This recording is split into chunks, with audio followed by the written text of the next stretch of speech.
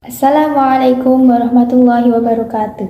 Perkenalkan, nama saya Inayatul Aziza, mahasiswa semester 5, Prodi D3 Farmasi, Politeknik Kesehatan Bakti Setia Indonesia.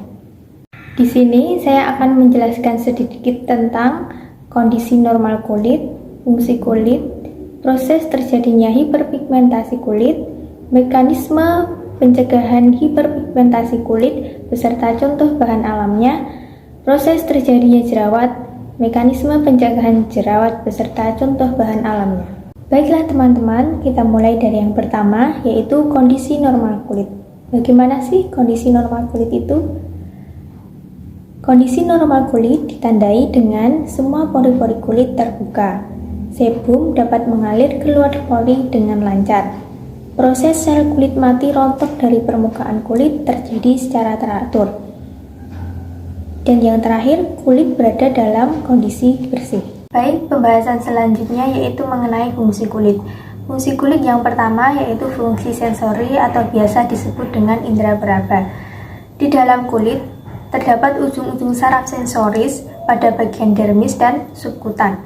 Adanya rangsangan panas dapat dideteksi oleh batan Ruffini di dermis dan subkutan, sedangkan rangsangan dingin dapat dideteksi oleh badan Krause. Mekanisme perabaan diperankan oleh badan taktil Meissner, sementara respon dari tekanan luar dibaca oleh badan Vates-Pacini. Fungsi kulit yang kedua yaitu kulit sebagai termoregulasi. Ini berkaitan dengan bagaimana cara kulit menurunkan maupun mempertahankan suhu tubuh. Cara kulit menurunkan suhu yaitu dengan melebarkan pembuluh darah sehingga semakin banyak panas yang dapat dibuang melewati kulit. Sedangkan cara kulit mempertahankan panas yaitu dengan mempersempit pembuluh darah atau menyempitkan pembuluh darah sehingga mencegah keluarnya panas dari dalam tubuh. Fungsi kulit yang selanjutnya yaitu fungsi proteksi. Kulit menjaga bagian dalam tubuh terhadap gangguan fisik seperti tekanan, gesekan, tarikan, gangguan kimiawi seperti zat yang bersifat iritan, suhu panas seperti radiasi, paparan UV, dan gangguan infeksi luar, terutama mikroorganisme seperti bakteri, virus, dan jamur. Fungsi kulit selanjutnya yaitu produksi vitamin D. Karena di dalam kulit terdapat bahan dasar produksi vitamin D yakni 7-dehidrokolesterol. 7-dehidrokolesterol dengan bantuan UV dapat menghasilkan vitamin D. Fungsi kulit yang selanjutnya yaitu fungsi ekskresi. Kelenjar di bawah kulit memproduksi zat-zat ekskret atau sisa hasil metabolisme yang tidak dibutuhkan dalam tubuh, seperti natrium klorida, urea, asam urat, dan amonia. Pembahasan selanjutnya yaitu mengenai hiperpigmentasi kulit.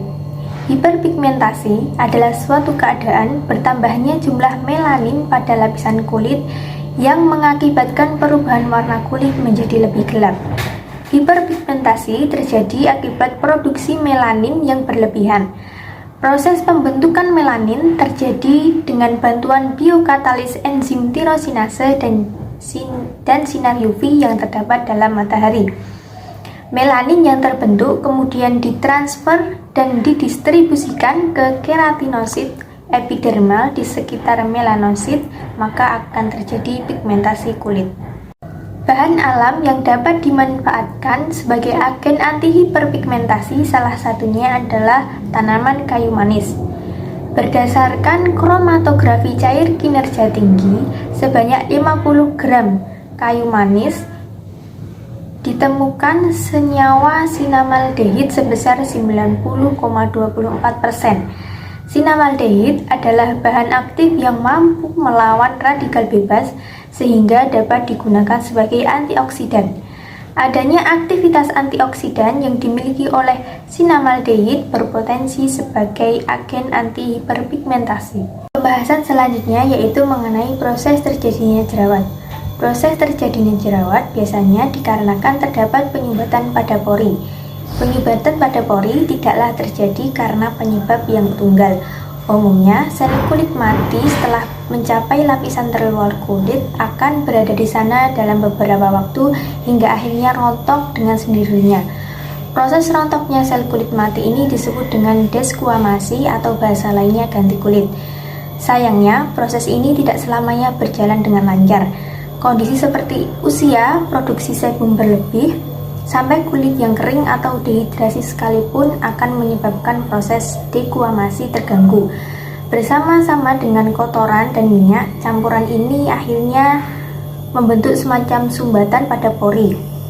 Saat saluran ini tersumbat, oksigen tidak bisa masuk ke dalam pori.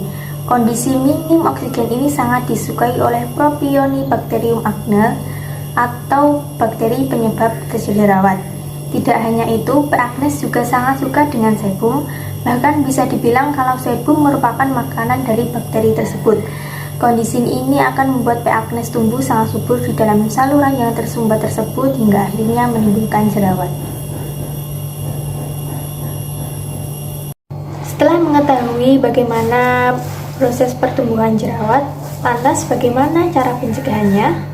Salah satunya yaitu dapat dengan menggunakan bahan alam yang dapat menghambat pertumbuhan bakteri P. acnes. Salah satunya adalah menggunakan kulit kakao, kulit buah kakao.